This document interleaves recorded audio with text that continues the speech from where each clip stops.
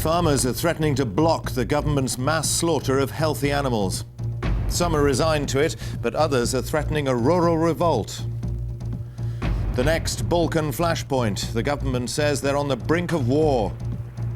And Spurs give George Graham the boot. Stephen Lawrence's father on the law change that could see his son's suspected killers back in the dock. And a rare court verdict, the woman facing jail after being convicted of rape.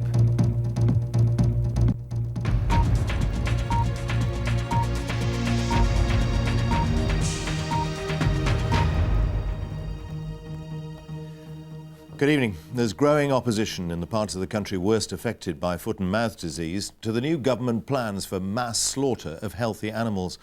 The Farmers' Union nationally continues to say it's distressing but necessary. Some farmers, though, are saying they'll stop any attempt to kill their animals if they show no signs of the disease. There are now 273 confirmed cases in the UK.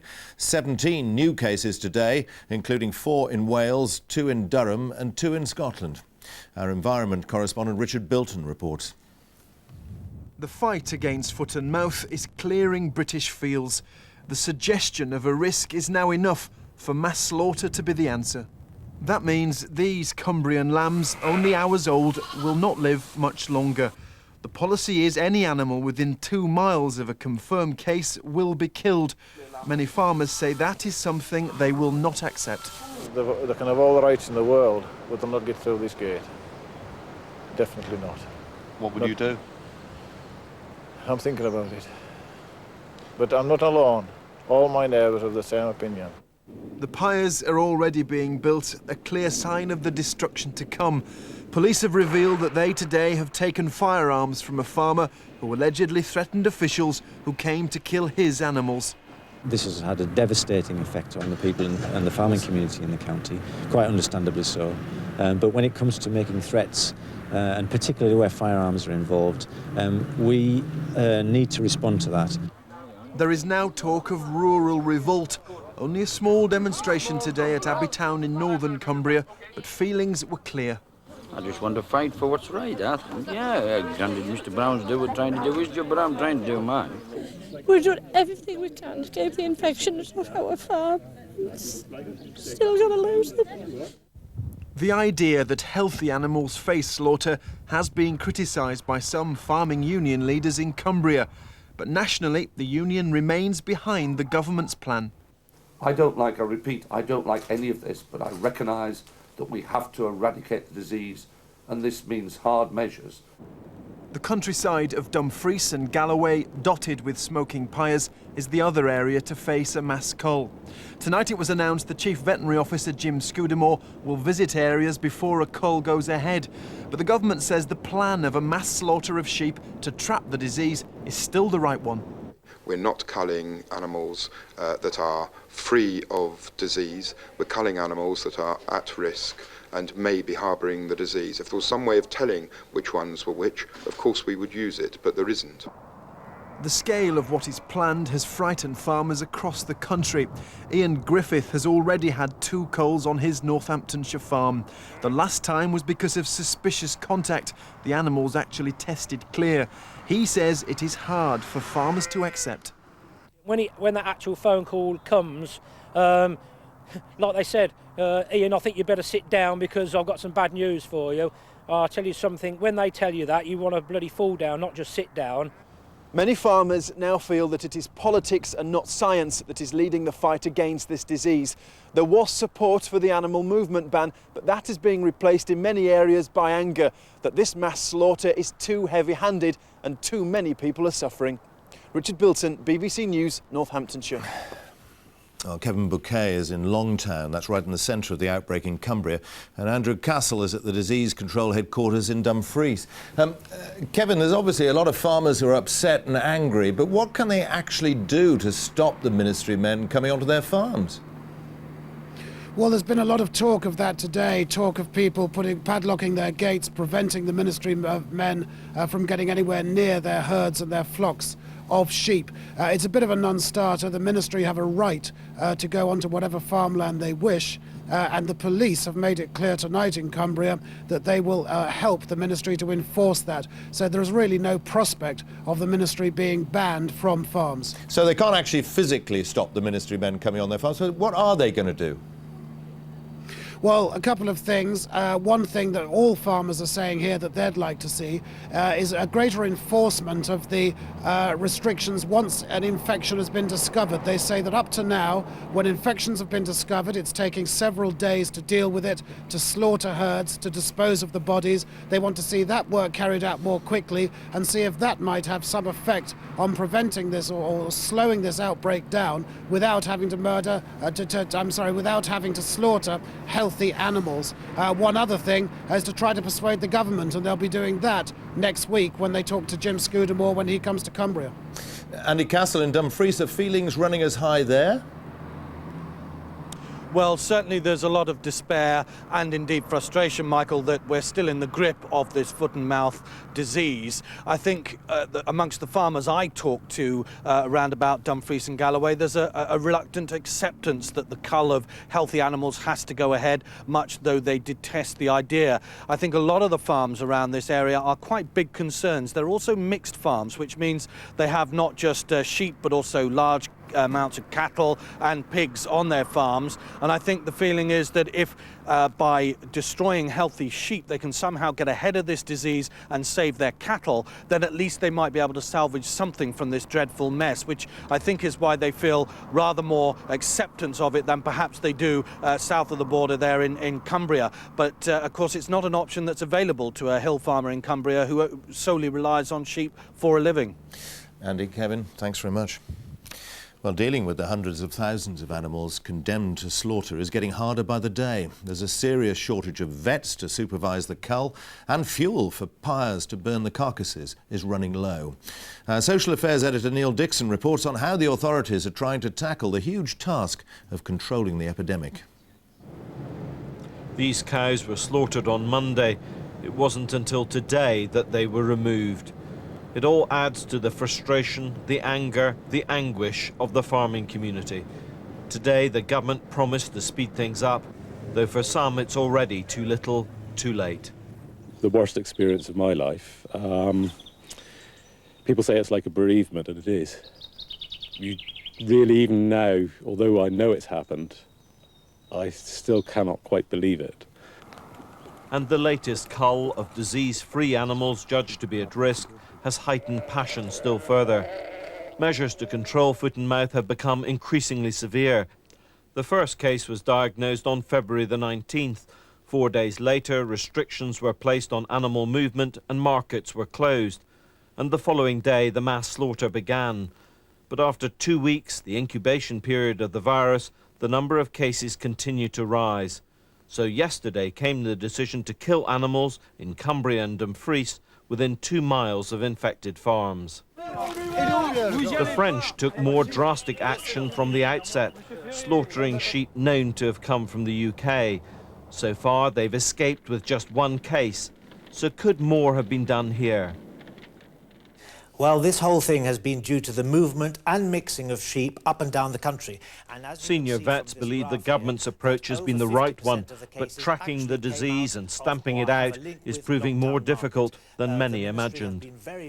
There is, in fact, a shortage of vets at the moment because once a vet has gone on to an infected premises, effectively that vet cannot visit another premises for at least a week after he or she has left the premises. There is also, I understand, a shortage of materials. One requires vast quantities of materials to burn even 1 cow, and these are not always readily available. Some of those involved in the last major outbreak are being brought back into service to help out, including the vet who diagnosed the first case in 1967. This week, Hayden Christie diagnosed the first case in Cheshire. He believes the government has got it about right, but says it's vital the whole process is speeded up. The time from diagnosis to slaughter should be radically speeded up. That is my feeling, and you can't afford to have animals with the disease still alive for 2 to 3, 4 days after the diagnosis has been made. Here at the ministry, no one's predicting the end of this epidemic. It's already spread wider and lasted longer than many had thought likely. The war against this disease is by no means won. Neil Dixon, BBC News, at the Ministry of Agriculture. The foot and mouth outbreak has meant that roughly half the normal amount of British meat is being produced for sale in our shops, supermarkets and restaurants. So imports have soared. But spinal cord that's banned under the BSE controls has been found in consignments coming in from 4 other EU countries. Imports of meat into the UK are calculated to have risen tenfold since the foot and mouth outbreak. This plant in Sussex has doubled the number of consignments brought in from elsewhere in Europe. Today, as every day, meat hygiene inspectors are checking to ensure these German carcasses contain no spinal cord. Under EU-wide measures to control BSE, it must have been removed immediately after slaughter to protect public health. But in too many cases, this hasn't been happening. There have been breaches most frequently in meat from Germany, forcing the European Commission to close down slaughterhouses. Bits of spinal cord have also been found in beef from the Netherlands, from the Irish Republic and Spain. The fact we found some spinal cord and identified it shows that the inspection system is working. My concerns would be where items are coming in not on the carcass or in box format or inspections aren't taking place, that something could slip through. Environmental health and trading standards officers have all been ordered to be more vigilant than ever, but policing foot and mouth means the system's under strain. The checks people probably imagine are being done simply are not being done. I think if people realise quite how fragile the system was and how little safeguard there is on the edge, there would be a lot more quite serious concern than there is at the moment. In this plant, every single imported carcass is thoroughly inspected, not just for BSE risk material, but also for any other sign of contamination or disease. But the question is, are meat imports elsewhere in the food chain so thoroughly checked? Nicola Coslaw, BBC News, Sussex. And in a special edition of Newsnight at 10:30 on BBC Two, the Agriculture Minister Nick Brown will be answering questions from farmers and the tourism industry. Macedonia's defence minister has warned that his country is on the brink of war after intensified fighting between ethnic Albanian rebels and the security forces. The United Nations envoy to the Balkans, Carl Bildt, has told the 10 o'clock news that the West must take this latest conflict in the region very seriously. The crisis is centred on the northwestern town of Tetovo, close to Macedonia's border with Kosovo, where a pitched battle has been raging for 3 days. Macedonia used to be a haven of peace in the Balkans. Not anymore. Nightfall and Macedonian forces fire up into the hills at Albanian fighters hoping to break up the country and its power-sharing government. The people of Tetovo, mostly of Albanian descent, are running for cover. They're also being forced to take sides. Some do feel second class beside the country's Slav majority. Some support the rebels. The country risks splitting apart. NATO has no mandate to fight here, but is firing off verbal warnings. Those who use violence instead of dialogue must get a rude message from the international community that there is no profit in what they do by this crude use of violence, especially against civilians. NATO governments fear this crisis could become a war. The Albanian guerrilla bands first attacked in remote areas, but the government in Skopje couldn't stop the violence spreading westward. Tetovo is the biggest target so far, dragging more and more civilians into the front line. Macedonia's people, some 2 million of them, had learnt to overcome ethnic and religious divides. Rather less than a third are Albanian by descent and Muslim by faith. The majority, some 2/3, are Macedonian Slavs. They're Orthodox Christians. Political power is shared. The Albanian minority is represented with ministers in the government. The new fears are of Albanian extremists trying to create a greater Albania, demanding full independence for Kosovo and now fighting for chunks of Macedonia too. I am very worried, that has to be said, because the integrity, stability, democracy of Macedonia is of course important for Macedonia, needless to say, but for people that are living here.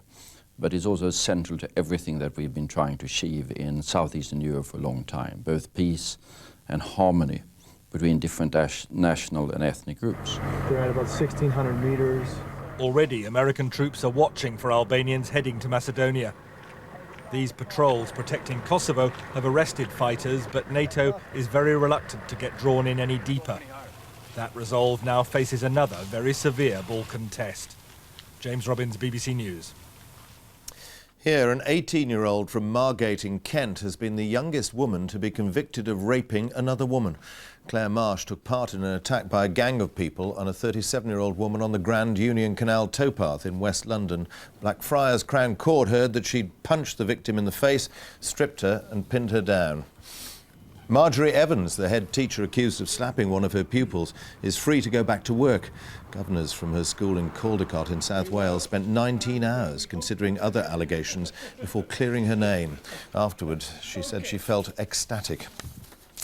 There was more pressure on the Europe Minister Keith Vaz today when details of the investigation into allegations of sleaze were made public.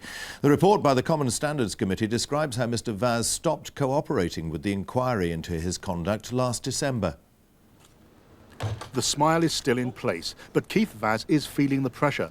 Today, there's detailed evidence of how he refused to cooperate with a year-long inquiry into his conduct. Are you confident in the report today? Very. Downing Street is backing him, and he's right to say that no serious charges of financial misconduct were proved. But several accusations were dismissed because witnesses, including Mr Vaz, wouldn't cooperate with the Parliamentary Commissioner for Standards. Elizabeth Filkin's frustration is clear in correspondence published today. She told Mr Vaz's lawyer, members should not seek to mislead by keeping information from the Commissioner. Mr Vaz hired Geoffrey Bindman, the prominent solicitor, to represent him. He told the Commissioner, your inquiry has now lasted for 10 months, and it's difficult to see why it's still going on. My client is confident that he's answered all relevant questions and is not prepared to answer further questions. The MPs who took over the inquiry aren't happy. This is not a satisfactory investigation, and we know it isn't. But a line had to be drawn at a certain point. Otherwise, people would say you're shoving it under the carpet and covering up in order to that it should still be investigated at the time of the general election. Well, it's a catalogue of evasion, of intimidation and obstruction. The Prime Minister's judgment's already in question as a result of Peter Mandelson. Now he's sticking by a minister who's willfully obstructing the workings of the House of Commons. He should resign or he should be sacked. This evening, Keith Vaz issued a statement insisting he dealt frankly and promptly with the investigation. He says there was simply a lack of evidence against him. This affair's reopened the debate about whether the system of MPs' self-regulation is working. The Standards Commissioner clearly doesn't believe she was given the kind of backing she needed. As for Keith Vaz, Downing Street wouldn't want to lose a trial of strength with the media and the opposition this close to an election. But if Labour wins and Tony Blair has more freedom to pick and choose a team of ministers, Keith Vaz's future may not look so secure. John Pinar, BBC News, Westminster. There are growing fears tonight of a worldwide economic recession after another turbulent day on the stock markets. In London, the FT 100 fell sharply again to 55.63, down 166 points, its lowest level since the end of 1998. And in New York, the Dow Jones index ended at 98.27, down 204 points. Well, Jeff Randall's our business editor. It's getting to be a serious slide on all the world's markets, isn't it? Big falls almost day after day. Is this a case of a quick recovery soon, or are we really in trouble? Well, I don't like to call markets, Michael, but I can tell you this. The people I spoke to in the city today do not see this as a blip. They do not think that this is an aberration from which there's going to be a quick bounce. I think they believe that this is going to be the start of a long, sustained period of share price underperformance. So what's actually happening? What's caused this really quite sudden collapse in confidence? Well, I think the key to this is America. That's really where the dot-com bubble started. And it's all to do with American investment sentiment. 1 in 2 Americans, ordinary Americans, own shares. Many of them are very inexperienced investors, and they piled into that dot-com bubble in 98 and 99. Now, lots of them have lost their money, and I don't mean shares that have gone down in price. I'm talking about a total wipeout. They've been wiped out, their savings have gone, their borrowings have gone, and what has happened is there is a backwash from the financial markets into the consumer markets. If you've lost everything, and I mean everything, you can't buy the new refrigerator, you can't buy the new car, you can't go on holiday. So the financial markets are affecting the real markets.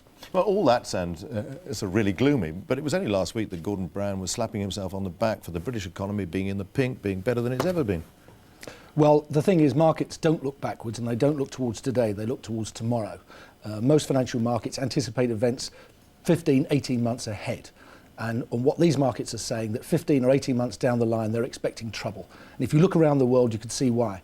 In America, it does appear as though the country's heading into recession. In Japan, the lights are off and the government can't find a switch. And in Germany, the recovery is much slower than people had hoped for. So it's looking grim and the markets are getting very twitchy. Jeff, thanks very much. Saudi Arabian special forces have stormed a hijacked Russian passenger plane, killing one of the hijackers and 2 hostages. The plane was on its way from Istanbul to Moscow yesterday when it was hijacked by Chechen rebels and forced to land at the Saudi Arabian city of Medina. Through the cockpit window and the aircraft doors, Saudi special forces literally smashed their way inside. This is when brute force replaced the hours of negotiation. There were still around 100 passengers and crew on board as the terrifying ordeal drew to a violent close. The Chechen hijackers were first off the aeroplane. Forced to the tarmac, they were disarmed and restrained. It's reported one of them was killed during the operation. Doctors were then sent on board to treat those injured before the passengers were led away to safety. They'd been held captive for almost 24 hours and looked distressed and confused. They've now been taken to local hotels and hospitals to recover. Their hijackers were Chechen rebels demanding an end to the Russian campaign in Chechnya. But the Saudi government said negotiations with them had broken down and the decision to storm the aircraft had prevented further bloodshed. Daniela Ralph, BBC News. Here, George Graham has been sacked as Tottenham Hotspur's manager after criticising the amount of money given to him for new players. Graham was summoned to an emergency meeting and told that the club's new owners, ENIC, could no longer work with him. He called it bizarre and inexplicable. At the Spurs shop outside White Hart Lane, they've already started their end-of-season clear-out sale, but nobody imagined the manager would be gone before this year's strip had been sold out. A terse, angry statement from the club's new owners, ENIC, confirmed George Graham's summary sacking, following a series of newspaper articles in which he revealed he was less than happy with the future budget he'd been given for strengthening the team. Tottenham's vice-chairman left no doubts that the parting of the ways had been acrimonious. He was very defiant, aggressive, and in my view, certainly not in any way thinking about the best for the club and about the interests of the club. And as a result of that, I've asked him to leave the employment of the club. For many Spurs fans, it had always been a marriage made in hell. The man, synonymous with success at their hated rivals Arsenal, now bringing an alien football culture to the other half of North London. He did win the Worthington Cup 2 years ago, but not with the style the club's tradition demanded. Ironically, though, only last Sunday, an exhilarating performance against West Ham had earned Spurs an FA Cup semi-final against Arsenal. And some of his detractors were just starting to have second thoughts. George Graham issued a statement tonight saying that he regarded his sacking as bizarre, and he threatened to take legal action unless Tottenham honour the remainder of his contract, which still has a year to run. That could end up costing the club in excess of £2 million. Kevin Geary, BBC News at White Hart Lane. Manchester United have been drawn against Bayern Munich in the quarter-finals of the Champions League, the team they beat to win the trophy 2 years ago. The holders, Real Madrid or Galatasaray, will meet the winners in the semi-final. There's also the prospect of an all-English semi between Leeds and Arsenal, but first they must overcome the Spanish sides Deportivo La Coruña and Valencia. And in the semi-final of the UEFA Cup, Liverpool have been drawn against the tournament favourites Barcelona. England are in a strong position after day 2 of the third and final test against Sri Lanka in Colombo. They closed on 175 for 4, that's 66 runs behind, with 6 wickets in hand. Whole country will be... Andy Caddick and the other bowlers took less than 40 minutes to polish off the Sri Lankan innings, with only 20 more runs added and with all parts of the England game plan running smoothly. The openers, Atherton and Trescothick, eased their way to 44 without loss at lunch, and England were already eyeing up a first innings lead. Linda Vass might have had the better in the first two tests. But this whole series has been a tale of the unexpected, and when Truskothick's lusty blow hit Russell Arnold, a broken rib seemed the likely outcome rather than a freak dismissal, with the ball settling in the folds of the fielder's shirt. That had hit him. The now routine umpiring incident involved Nasser Hussain, who clearly wasn't caught cleanly in the slips. No. Nonetheless, he received the dreaded signal to be on his way before the third umpire decided on television evidence to put right a miscarriage of justice. Hussain was out soon afterwards anyway, and England's form player Graham Thorpe took control with a fluent and determined display of stroke making. Thorpe reached and passed 50, and his 71 not out summed up another gutsy England performance. England trail Sri Lanka by 66 runs, and the batsmen have a lot of work to do tomorrow. Any result is still possible in this most compelling and unpredictable of series. Neil Bennett, BBC News in Colombo.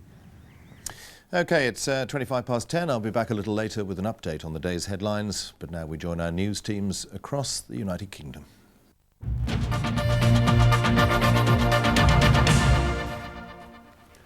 Good evening. The father of murdered teenager Stephen Lawrence has given his support to the proposed law change, which would mean those acquitted of serious crimes could be retried.